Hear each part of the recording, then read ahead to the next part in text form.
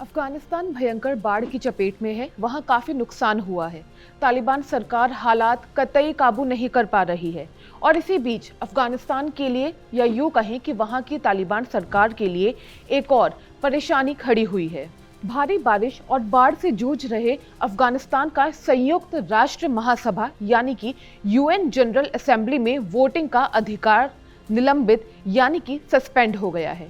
इसके पीछे का कारण ये है कि कंगाल अफगानिस्तान पिछले 2 साल से तय फीस नहीं दे पाया, इसीलिए उसे सस्पेंड कर दिया गया है। आज के इस वीडियो में हम समझेंगे कि किस नियम के कारण ऐसा हुआ और कितने पैसे देकर किसी देश को वोटिंग का अधिकार मिलता है और आने वाले दिनों में अफगानिस्तान के लिए या यूं कहे वहां की तालिबान सरकार के लिए मुसीबतें और कैसे बढ़ने वाली हैं। आपको बता दें कि यूनाइटेड नेशंस जनरल असेंबली संयुक्त राष्ट्र का एक अहम अंग है।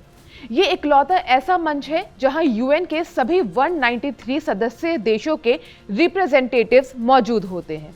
यहाँ सभी मेंबर कंट्रीज का इक्वल रिप्रेजेंटेशन होता है, यानी एक देश एक वोट। हालांकि जो देश इस संगठन को तय वित्तीय योगदान यानी कि फिक्स्ड फीस नहीं देता, उनसे वोटिंग के अधिकार ले लिए जाते हैं। अब जानते हैं कि किस नियम की वजह से अफगानिस्तान ने खोया है वोटिंग का अधिकार।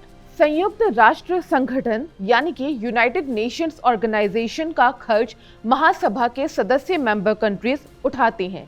हर मेंबर कंट्री को उसकी क्षमता के आधार पर फाइनेंशियल योगदान देना होता है, लेकिन जो देश ये कंट्रीब्यूशन नहीं दे पाते हैं उनके खिलाफ संयुक्त राष्ट्र के चार्टर के आर्टिकल 19 के तहत कार्रवाई होती है।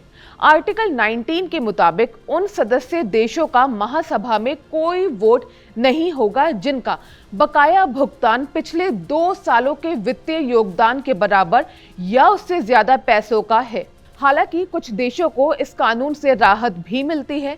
इस नियम से उन देशों को राहत मिलती है जो ये साबित कर सके कि वो भुगतान इसलिए नहीं कर पा रहे हैं क्योंकि उनके राज्य में नियंत्रण से परे की स्थिति यानी कि कंडीशंस बनी हुई है। अब एक सवाल आपके मन में भी उठ रहा होगा कि सदस्य देशों को कितनी फीस यानी कि कितना पैसा देना होता है।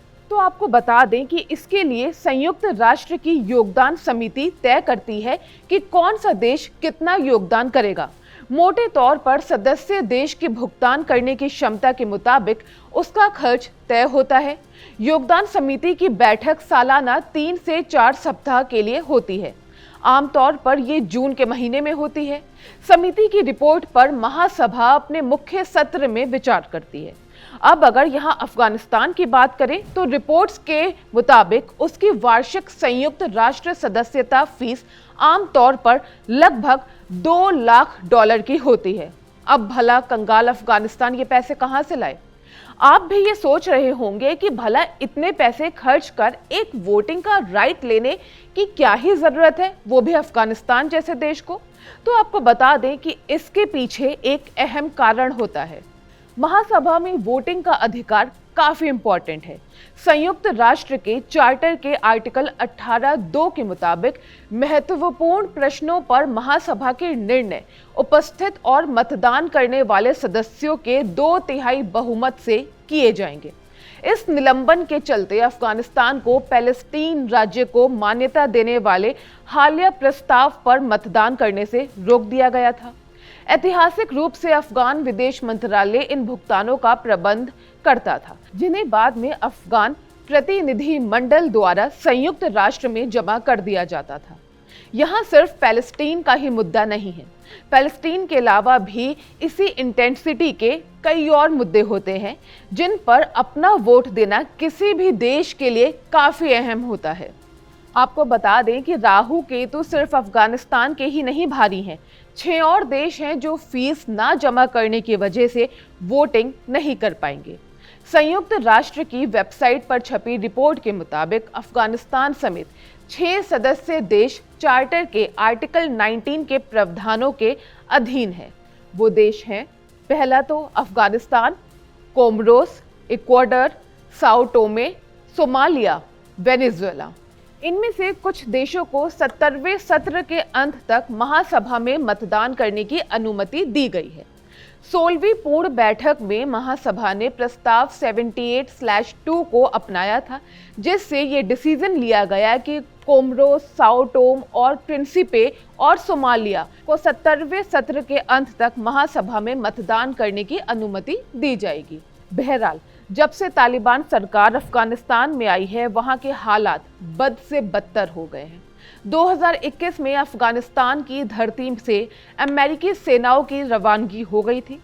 अमेरिकी फौजों ने लगभग 20 सालों तक अफगानिस्तान में मोर्चा संभाला हुआ था, लेकिन अमेरिकी फौजों के लौटते ही तालिबान ने एक बार फिर देश पर कब्जा कर लिया। यूं तो तालिबान ने महिलाओं के हक की बातें करते हुए सत्ता में संभाली थी, लेकिन सत्ता में वापसी करते ही वो पलट गया। तालिबान की दकियानूसी का पता उसकी इस फरमान से चला था कि वो दुकानों और मॉल में लगे महिला पुतलों का खुला चेहरा भी बर्दाश्त नहीं कर सका और उसने इन पुतलों के सर कलम करने का आदेश जारी किया। लेकिन बाद में इनके चेहरे ढकने का फैसला लिया गया। जिस सरकार की ऐसी सोच हो, वो देश कैसे संभालेगा? आए दिन अफगानिस्तान की ऐसी हालत दुनिया के लिए चिंता का विषय है। बहरहाल, अफगानिस्तान में चल रही तालिबान सरकार के बारे में आपकी क्या राय है? अब तो 2 साल से भी ज़्यादा हो गया और अफगानिस्तान में कभी बाढ़ आ रही है तो अफगानिस्तान कहीं की डिपॉजिट फीस तक नहीं दे पा रहा है, वहाँ बच्चे भूखे हैं। ऐसे में उस देश का भविष्य आपको कहाँ जाता हुआ दिख रहा है? कमेंट सेक्शन में ज़रूर बताइएगा। मैं हूँ गरिमा, आप देख रहे हैं स्विच।